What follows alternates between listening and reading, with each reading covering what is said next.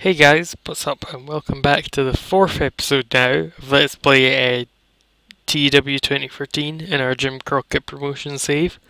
We're at our first Supercard. We're in Alabama, so let's just jump straight in. Look at the matches we've held. But had solid in-run action but non-existent crowd heat. Kendo Nagasaki defeated Denny Brown in 12-18 by pinfall with a powers of hypnosis. Wow, I wasn't expecting that. Kendo Nagasaki wins the NWA World Junior Heavyweight title.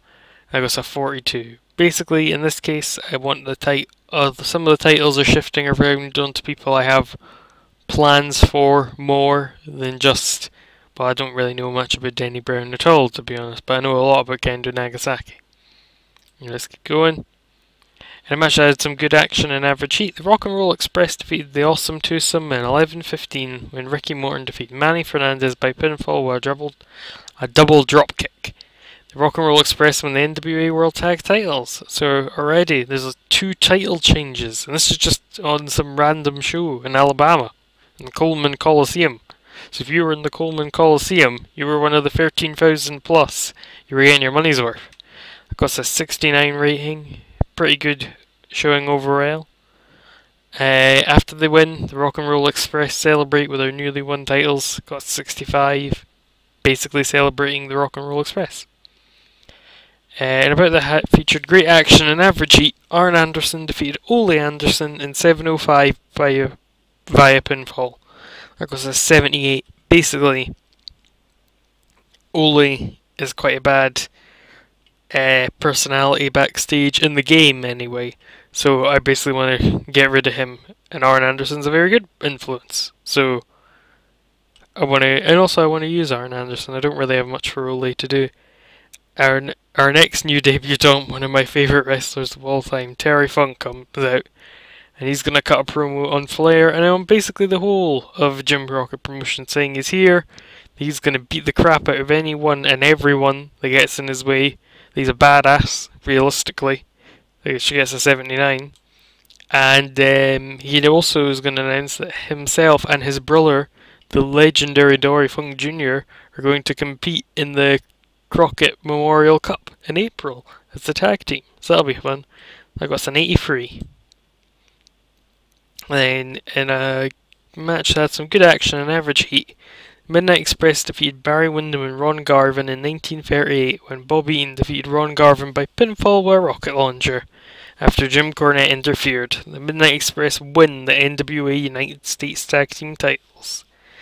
In this case, I wanted to just get the tag titles off a thrown together team and onto a more regular team, and establish the new iteration of the Midnight Express as being as good as its predecessor with Dennis Condrey. That was a 77.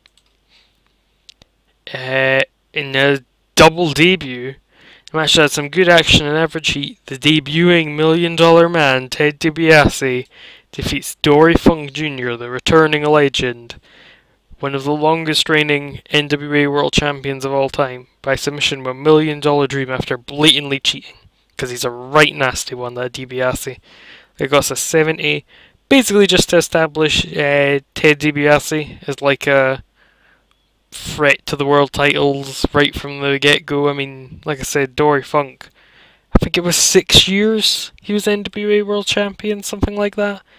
He's basically second to like Harley Race in the list of, Harley Race and Ric Flair in the list of top NWA guys, so he's a big deal. So to beat him, even by cheating, is still quite the feat for DiBiase. And here we go, our world title match. We've got some matches after the world title match. This is just because Jimmy jams an upper mid-carder. But they featured great action and a good crowd. Ric Flair defeated Jimmy Jam Garvin in 1938 by pinfall. Ric Flair makes defense number 1 of his NWA World Heavyweight title. Got an 87. Flair would be better without James J. Dillon. I know Flair, I just told everyone that. Then we've got another one of our... actually both these men have already debuted.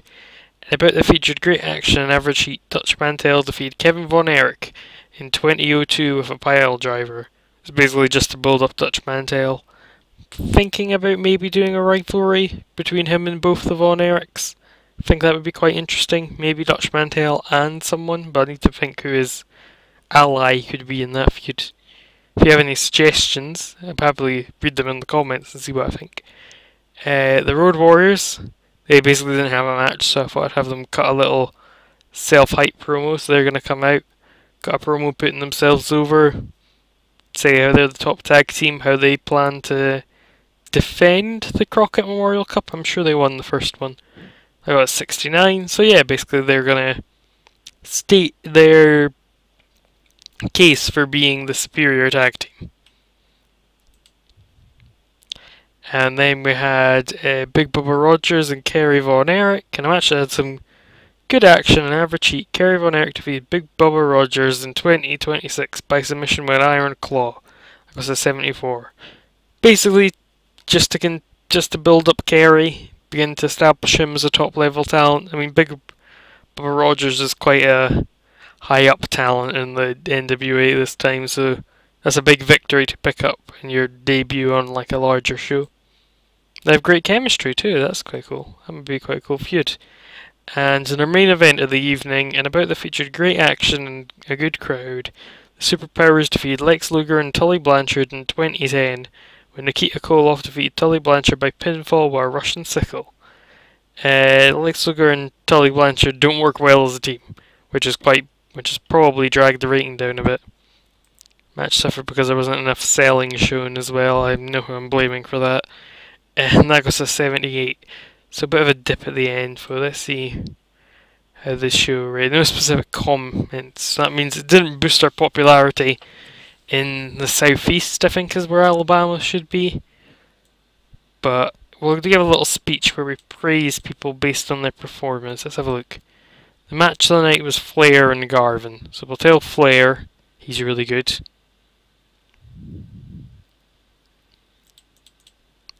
Praised for a great performance. We'll compliment Jimmy Garvin, because that is mostly Flair, but that's still quite good for him. Compliment on a good performance, and we'll do the same for Terry Funk. Like, Terry Funk will be praised for a great performance, because Terry Funk's my guy. Anyway, we'll make our speech. Flair seemed pleased, Garvin seemed pleased, and Terry Funk seemed pleased. I'll stop at this screen here of Terry Funk being pleased, because the game might crash whilst processing the show. So, I hope you enjoyed this episode, and I'll see you in the next one, where we continue our career as Jim Crockett Promotions. So, thank you all for watching, and I'll see you in the next one.